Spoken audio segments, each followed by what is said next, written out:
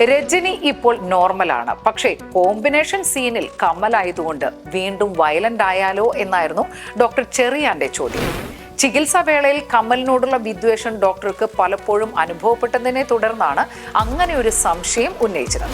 Sir, ഞാൻ mentally കൊഞ്ചം depressed ആണ്, പക്ഷെ എല്ലാവരും എന്നെ പൈത്യക്കാരനെ പോലെ കാണുന്നു. നിജമാ എനിക്ക് പൈത്യമാ സാർ?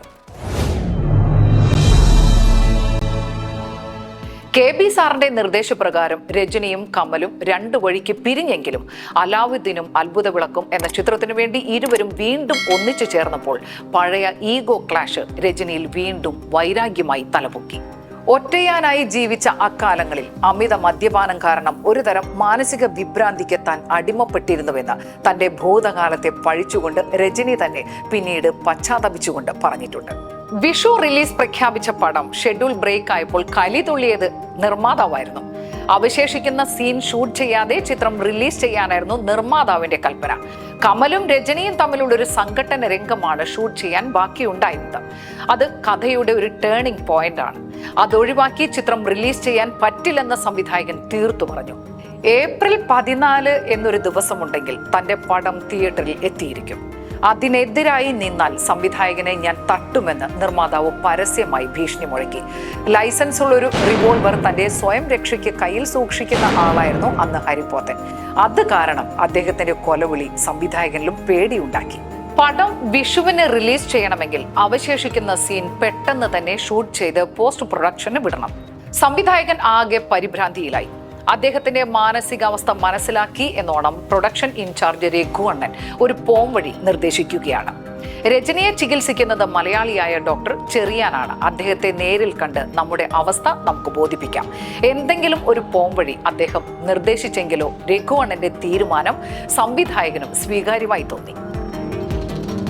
രജനി ഇപ്പോൾ നോർമലാണ്, പക്ഷേ കോമ്പിനേഷൻ സീനിൽ കമലായതുകൊണ്ട് വീണ്ടും വയലന്റ് ആയാലോ എന്നായിരുന്നു ഡോക്ടർ ചെറിയാന്റെ ചോദ്യം. ചികിത്സാ വേളയിൽ കമലിനോടുള്ള വിദ്വേഷം ഡോക്ടർക്ക് പലപ്പോഴും അനുഭവപ്പെട്ടതിനെ തുടർന്നാണ് അങ്ങനെ ഒരു സംശയം ഉന്നയിച്ചത്. ലൊക്കേഷനിൽ ആ റിസ്ക് എടുക്കാൻ തയ്യാറാണെങ്കിൽ ഹോസ്പിറ്റലിൽ നിന്നും ഷൂട്ടിംഗ് ദിവസം താൻ രജനിയെ വിട്ടുതരാമെന്ന് ഡോക്ടർ പറയുകയാണ്. രണ്ടും കൽപ്പിച്ച് ആ റിസ്ക് ഏറ്റെടുക്കാൻ സംവിധായകനും രഘുവണ്ണനും തയ്യാറാകുന്നു. ഷൂട്ടിംഗ് തീയതി നിശ്ചയിച്ചു. രാവിലെ തന്നെ നായകനായ കമൽ ലൊക്കേഷനിലെത്തി. മറ്റു നടീനടന്മാർ മേക്കപ്പ് തുടങ്ങിയിരുന്നു. രജനിയെ കൊണ്ടുവരാൻ പ്രൊഡക്ഷൻ വണ്ടി വിട്ടു. ഒരു ദിവസം കൊണ്ട് ഷൂട്ടിംഗ് തീർക്കേണ്ടതുണ്ട്. ക്യാമറാമാൻ രാമചന്ദ്രബാബു AVM ഫ്ലോറിൽ ലൈറ്റപ്പ് തകൃതിയായി തുടങ്ങിയിരുന്നു. രജനിയെയും കൊണ്ടുവന്ന production car AVM studio gate താണ്ടി വരുന്നത് കണ്ടപ്പോൾ തന്നെ സംവിധായകന് ആശ്വാസമായി. കാറിൽ നിന്നും ഇറങ്ങിയ രജനി ഷൂട്ടിംഗ് സ്പോട്ടിന് തെല്ലപ്പുറത്തായി നടന്നു ചെന്ന് പ്രൊഡക്ഷൻ ബോയിയോട് തന്റേതായ സ്റ്റൈലിൽ കൈകൊണ്ട് ആംഗ്യം കാണിച്ച് ഒരു കസേര കൊണ്ടിടാൻ നിർദ്ദേശിച്ചു. ബോയ് കസേര കൊണ്ടിട്ടതും അതിൽ കാൽ കയറ്റി രാജകീയ സ്റ്റൈലിലിരുന്ന് രജനി സ്റ്റൈലിൽ തന്നെ ചുണ്ടിൽ സിഗരറ്റിന് തീ കൊളുത്തി വലിക്കാൻ തുടങ്ങി.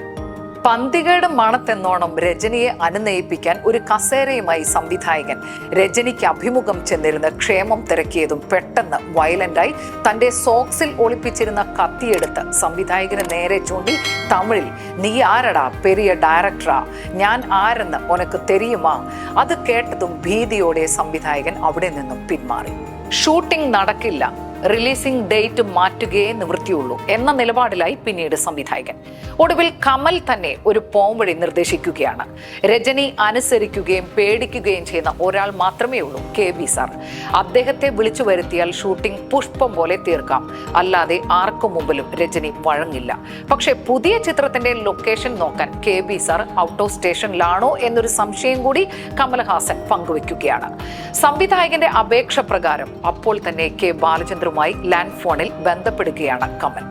2 ദിവസം കഴിഞ്ഞ് ലൊക്കേഷൻ നോക്കാൻ പോകത്തുള്ളൂ എന്ന് പറഞ്ഞ കെ. ബാലചന്ദ്രനോട് കാര്യങ്ങൾ വിശദമാക്കുന്നു കമലും സംവിധായകൻ IV ശശിയും. ഇപ്പോൾ തന്നെ താൻ ഷൂട്ടിംഗ് സ്ഥലത്ത് എത്താമെന്ന് ഉറപ്പ് കൊടുക്കുകയാണ് കെ. ബാലചന്ദ്രൻ. കസേരയിൽ ഏകനായി ഇരുന്ന് തുരുതുര സിഗരറ്റ് വലിച്ചൂതിക്കൊണ്ടിരിക്കുകയാണ് രജനി. AVMന്റെ ഗേറ്റ് കടന്നു വന്ന കെ.ബി. സാറിന്റെ കാറിന്റെ ഹോൺ കേട്ടതും സിഗരറ്റ് കുത്തിക്കെടുത്തി ഗുരുഭക്തിയോടെ കസേരയിൽ നിന്നും ചാടി എഴുന്നേറ്റ് നിന്നു രജനി. കാറിൽ നിന്നും ഇറങ്ങി വന്ന കെ. ബാലചന്ദ്രൻ അധികാരത്തോടെ തന്റെ ശിഷ്യന്റെ തലയ്ക്കൊന്ന് മേടിക്കൊണ്ട് ശകാരിക്കാൻ തുടങ്ങി. അനുസരണയോടെ ഒരു കൊച്ചു കുട്ടിയെ പോലെ ഗുരുവിന് മുമ്പിൽ വിനീതനായി തലകുനിച്ച് നിൽക്കുന്ന രജനിയെ കണ്ട് എല്ലാവരും അമ്പരന്നു. അതാണ് രജനികാന്ത് എന്ന പച്ചയായ മനുഷ്യൻ. അന്നതിന് ദൃക്സാക്ഷിയാകേണ്ടി വന്ന രഘുവണ്ണൻ അത് സാക്ഷ്യപ്പെടുത്തുകയാണ്. പിന്നീട് തന്റെ ശിഷ്യനെയും കൊണ്ട് സ്റ്റുഡിയോവിലെ മേക്കപ്പ് റൂമിലേക്ക് നീങ്ങുകയാണ് കെ ബാലചന്ദ്രൻ. തൊട്ടരികിലെ സീറ്റിൽ ഇരിപ്പുറപ്പിച്ച KB സാറിനരികിലെത്തിയ സംവിധായകനോട്, ഇവൻ എൻ്റെ വിശ്വസ്തനായ ശിഷ്യനാ, നിങ്ങളുടെ ഷൂട്ടിംഗ് ഇന്ന് തീർത്തിരിക്കും, അത് കണ്ടേ ഞാൻ തിരിച്ചു പോകത്തുള്ളൂ. ഉറപ്പ് കിട്ടിയതും ഷൂട്ടിംഗ് തുടങ്ങാൻ സന്തോഷത്തോടെ സ്പോട്ടിലേക്ക് ഓടുകയാണ് സംവിധായകൻ. മേക്കപ്പിനിടയിൽ തന്റെ ഗുരുവിനോട് രജനി സെന്റിമെന്റ്സായി പറഞ്ഞ കാര്യമാണ് KB സാറിന്റെ നെഞ്ചകം തകർത്തത്. സാർ, ഞാൻ മെന്റലി കൊഞ്ചം ഡിപ്രസ്ഡ് ആണ്, പക്ഷെ എല്ലാവരും എന്നെ പൈത്യക്കാരനെ പോലെ കാണുന്നു. നിജമാ എനിക്ക് പൈത്യമാ സാർ. ശുദ്ധ തമിഴിൽ അത് കേട്ടതും ശിഷ്യനെ തന്റെ ഹൃദയഭാഗത്ത് ചേർത്തണയ്ക്കുന്ന ഗുരുവിന്റെ കണ്ണുകളിലും അപ്പോൾ നനവുണ്ടായിരുന്നു. ആ ഗുരുശിഷ്യ ബന്ധത്തിന് കണ്ണീർ സാക്ഷിയായി KB സാറിന്റെ മറ്റൊരു ശിഷ്യനും കൂടി ആ മുഹൂർത്തത്തിൽ ഒപ്പമുണ്ടായിരുന്നു, സാക്ഷാൽ കമൽഹാസൻ. ഗുരുത്വമുള്ള മനസ്സിന്റെ ഉടമയായ തന്റെ സുഹൃത്ത് തന്നേക്കാൾ നല്ലൊരു മനുഷ്യനാണെന്നും സൗഹൃദത്തിന്റെ നല്ലൊരു മാതൃകയാണെന്നും പിന്നീട് പല വേദികളിലും രജനിയെ ചേർത്ത് നിർത്തി കമൽ തന്നെ പറയാറുണ്ട്. പക്ഷേ ഡേറ്റിന്റെ കാര്യം ചോദിച്ചപ്പോൾ ജയറാമിന്റെ മട്ടുമാറി. തന്റെ നായിക ആരാണ് എന്നായിരുന്നു ജയറാമിന്റെ ചോദ്യം. പിന്നീട് സിനിമയിൽ ഒന്നുമാകാതെ പോയ ഒരു പുതുമുഖ നടിക്ക് വേണ്ടിയായിരുന്നു ഭാഗ്യജോഡികളായ നടനും സംവിധായകനും വേർപിരിഞ്ഞത്. കലാപരമായ നിങ്ങളുടെ ഏത് കഴിവുകളും ഇപ്പോൾ സൗജന്യമായി സ്റ്റുഡിയോയുടെ വെബ് പ്ലാറ്റ്ഫോമിൽ രജിസ്റ്റർ ചെയ്യാവുന്നതാണ്. കൂടുതൽ വിവരങ്ങൾക്ക് www.rstudio.nexus.com സന്ദർശിക്കുക.